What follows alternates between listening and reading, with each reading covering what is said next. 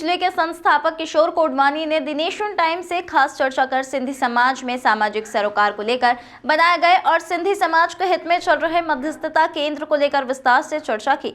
इसी को लेकर इंदौर के अभिनव कला केंद्र के सभागार में एक आयोजन किया गया। इस अवसर पर आयोजन में आए मेहमानों को एक डॉक्यूमेंट्री भी दिखाई गई जो समाज में रिश्ते कैसे निभाए जाते हैं उसका संदेश देती है। सिंधी समाज में होने वाले पारिवारिक विवादों में मध्यस्थता को लेकर किशोर कोडवानी ने सिंधु मोहिंजी जुजली नाम की एक संस्था बनाई है। यह संस्था पारिवारिक विवादों में मध्यस्थता करवाकर परिवार को टूटने से बचाती है। इसी को लेकर इंदौर के अभिनव कला केंद्र में एक आयोजन किया गया। आयोजन में संस्था के संस्थापक किशोर कोडवानी भी मुख्य रूप से मौजूद रहे। मध्यस्थता केंद्र के जरिए पूरे समाज में एक सुविधा का भी संदेश दिया है। बता दें कि व्यावहारिकता के आधार पर मध्यस्थता केंद्र में तमाम तरह के विवादों को शांतिपूर्वक सुलझाया जाता है। अमूमन मध्यस्थता केंद्र में उन विवादों को बेहतरीन ढंग से सुलझाया जाता है जो कोर्ट में नहीं गए हैं और उन्हें आपसी रजामंदी से नफा नुकसान बताकर उसका निराकरण किया जाता है। बता दें कि मध्यस्थता केंद्र को पूरी तरह से कानूनी रूप से मान्यता प्राप्त है। मध्यस्थता केंद्र को लेकर किशोर कोडवानी ने कहा कि सिंधु घाटी सभ्यता को भारत की प्राचीन सभ्यता माना जाता है। उसी घाटी के किनारे नदी पर चारों वेदों की संरचना हुई। इसका मूल तत्व भाषा, भूषा, भोजन और भजन है। उन्होंने कहा जिस तरह संविधान है उसी तरह धर्म जीवन पद्धति आचरण जीने का एक दस्तावेज है। उन्होंने कहा कि हम उसको छोड़कर केवल उसकी पूजा कर रहे हैं। हमारी जीवन शैली में हम चारों वेदों के मूल तत्व भूल गए हैं। हमें जो संस्कार मिले थे वो हमने खो दिए। इस कारण हमारे परिवार में मानसिक और व्यवहारिक बिखराव आया जिससे विवाद बढ़ते जा रहे हैं, हमारे संबंध विच्छेद हो रहे हैं। इसी को लेकर एक डॉक्यूमेंट्री बनाई थी ताकि समाज के हित में काम करने वाले लोग अपने अपने शहरों में यह केंद्र प्रारंभ कर सके। हमें 93 आवेदन मिले थे, उसमें से 47 का निराकरण कर दिया गया है। इसमें 70% ऐसे मामले थे जो गैर न्यायिक थे। आज हमारे साथ अभिनव कला समाज के सभागार में मौजूद हैं सिंधी मुहिंजी जीजल के संस्थापक श्री किशोर कोडवानी जी, जिन्होंने आज सिंधी समाज में हो रही भ्रांतियों को लेकर या यूँ मान के चले आप एक सामाजिक सरोकार को लेकर, बच्चों के झगड़ों से लेकर बड़ों के झगड़ों में माता पिता संपत्ति के विवाद का एक उचित तरीके से इन्होंने एक सिंधी मध्यस्थता केंद्र बनाया है। मध्यस्थता केंद्र कह सकते हैं उसको, जिसे कि हाई कोर्ट द्वारा मान्यता प्राप्त भी है। मैं किशोर कोडवानी जी से चर्चा करना चाहूँगा। किशोर जी, स्वागत है आपका। धन्यवाद। किशोर जी, क्या आपका कंसेप्ट है इसमें और क्या आप समाज को संदेश देना चाहते हैं और सिंधी समाज के लिए अभी तक आपने क्या किया है? इसमें जो बुनियादी चीज़ मेरे को लगी,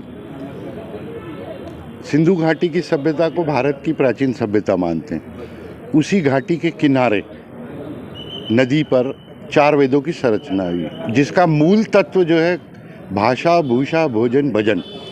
धर्म का मतलब रहता है जिस तरह संविधान है उस तरह से धर्म जीवन पद्धति जीने के आचरण का एक दस्तावेज है। हम उसको छोड़कर केवल उसकी पूजा कर रहे हैं। उसके मूल तत्वों को छोड़कर जब हम आगे बढ़े हैं तो हमारी जो जीवन शैली है, चारों वेदों के मूल तत्व भूल गए, भाषा, भूषा, भोजन, भजन भूल गए और उसके इफ़ेक्ट में जो हमारे को कैरेक्टर मिला हुआ था, संस्कार जिसको कहते हैं हम, चरण छूना, गले मिलना या पारिवारिक और व्यावहारिक रिश्तेदारी निभाना, ये 4 मूल चीज़ें हमने खो दी। इसके कारण हमारे परिवारों में मानसिक व्यवहारिक बिखराव आया है और विवाद बढ़ते जा रहे हैं। हम आज चूँकि व्यापार करते हैं तो हमारा आदत जो है सब में दलाली का आ गया। धंधे में दलाल पैदा किया। 40 साल पहले हमने शादियों में दलाल पैदा कर दी। अब संबंध तोड़ने में भी दलाल पैदा कर लिए। ये जो विकृति है, इसके कारण सतही तौर पर हम संबंध विच्छेद करते जा रहे हैं, संबंध जोड़ने की जगह। ये किन कारणों से संबंध विच्छेद हुए, उनके कारण क्या है, निदान क्या है, ये इस आधार पर एक डॉक्यूमेंट्री बनाई थी ताकि समाज के जो काम करने वाले लोग हैं, इंदौर के बाहर भी ये उनके लिए बनाई है कि ताकि वो अपने शहरों में भी ये केंद्र प्रारंभ कर सकें। और कल हमारा 111वां दिन था। 93 आवेदन में से 47 का हम निराकरण कर चुके हैं और उसमें 70% गैर न्यायिक, जो न्यायालय में विवाद नहीं चल रहे, जो न्यायालय पर बोझ बढ़ना था वो पहले ही सॉर्ट आउट हो गया। पंचायतों के माध्यम से काफ़ी विवाद अच्छी तरीके से हल हो जाते हैं, क्योंकि कोर्ट में अगर जाएंगे आप विवाद लेकर के तो वहाँ पे वकील की फ़ीस भी देना पड़ेगी, घंटों कोर्ट में खड़े रहना पड़ता है, फिर जज अगली तारीख दे देता है। तो इससे कहीं ना कहीं मध्यस्थता केंद्र से एक समाज में एक संदेशा तो गया ही है कि सुविधा का संदेश ऐसा कह सकते हैं, और अपनी बात आपस में घर पे बैठ कर के कह सकते हैं।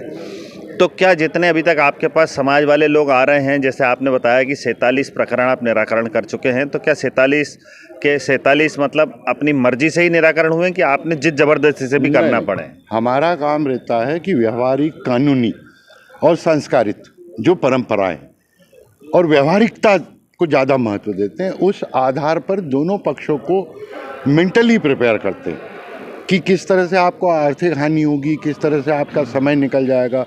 जैसे मान लो कोई 25-30 साल की शादी का जोड़ा है और वो यदि कोर्ट कचहरी जाता है तो 8 साल लगेंगे। 8 साल बाद वो पुनर्विवाह भी नहीं कर सकता। पैसे का जो खर्च लगना है और जो कानूनी प्रोविज़न है, वो पैसा जब उसके सामने दिखता है तो वो अड़ता है।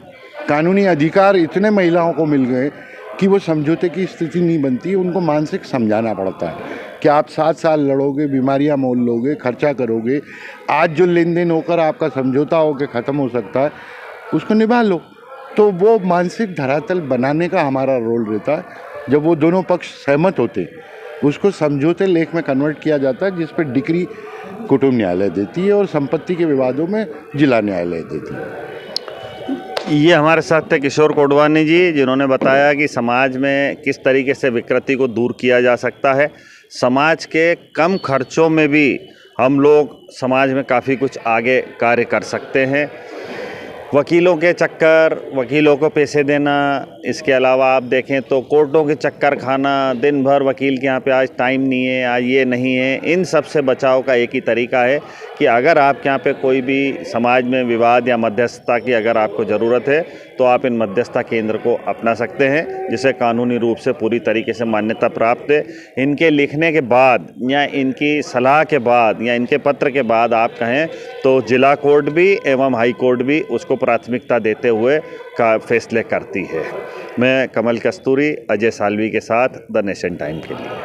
दी मुंहिंजी जीजल शब्द चवण सां ई मन ईअं भरिजी थो अचे पियो, ऐं जेको बि आहे माउ जी महिमा ई आहे, ऐं माउ खां सवाइ त कुझु आहे ई न आहे। वेद शास्त्र इन ते भरिया पिया आहिनि कि काॾे था वञो पिया। माउ जे चरणनि में आशीर्वाद वठो ऐं उन जी मतिलबु इज़त कयो, उन जूं आसीसां तव्हां सां गॾु आहिनि त तव्हांजो जाते बीहंदो स्वर्ग आहे। त किशोर कोडवानी भाई साहब खे मां ईश्वर खे प्रार्थना थो कयां कि हिन जो प्रयास हले थो, मालिक इन्हनि खे जस बख़्शिजांइ ऐं हीउ समाज जा कार्य कंदो रहे। ऐं हिन जी जेकी मूल उद्देश्य आहे संस्कृति ऐं सिंधी समाज जो वाधारो, ऐं ईश्वर अहिड़ो दिमाग़ ॾिनो अथव त विषय ॻोल्हे करे समाज जे साम्हूं प्रस्तुत कए। मालिक इन जी महिनत खे बरक़रार रखजांइ ऐं जो कॾहिं उत्साह थधो न कजांइ, जीअं समाज जा कल्याण कंदो रहे। सिंधी समाज जो शान किशोर कोडवानी खे प्रभु पंहिंजी शरण में हमेशह उनखे हिमत ॾिजांइ।